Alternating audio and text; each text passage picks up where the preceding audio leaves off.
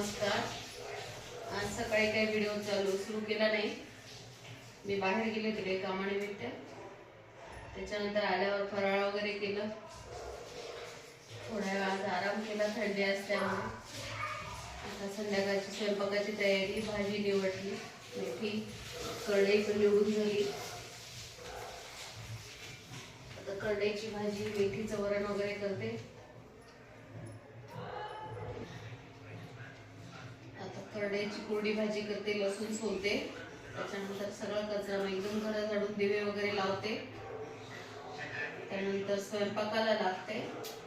आज आई येणार आहे माझी.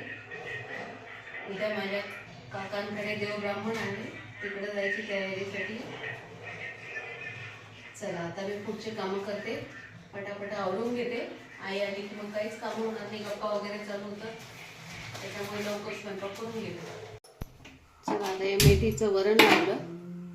आता ते मेथीचं वरण बाकीचं करते, कारण एका गॅसवर आता चालू आहे सध्या स्वयंपाक. मी त्या दिवशीच बोलले एक बटन रिपेअर अजून झालेलं नाहीये. बाकीची कामं होस तर मेथीचं वरण शिजतं. मेथीची डाळ आणि मेथी एकत्र करून लावली. हे बघ पूर्वीचे पत्र आहेत. आता मुलांना बघायला निघाले. हे पत्र पोस्टात टाकलं की बरोबर मुंबईला जात होते. आजोबांकडे. आजोबा मुंबईला होते ना, तिथे आजोबांना पाठवायचं आम्ही. लहान होतो त्यावेळेस लिहून. त्यावेळेस मोबाईल नाही, काहीच नव्हतं. अजून सांभाळून ठेवले बघ. आता हे आताचे पत्र तुमचे मोबाईल. आता असे मोबाईल निघाले. पहिले हे पत्र होते सगळे. जुना खजिना आजीने अजून सांभाळून ठेवला. अजून आहे आजीकडे, खूप आहे अजून. स्वयंपाक करते राहिलेला. आधी साध्या पोळ्या केल्या. हे दत्त जयंतीचं पुरण ठेवलं होतं, थोडंसं राहिलं होतं.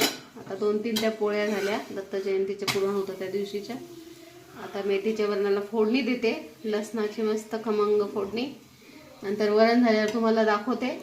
आणि मग आरती करतो गणपतीची, मोदक करते आणि जेवायला बसते.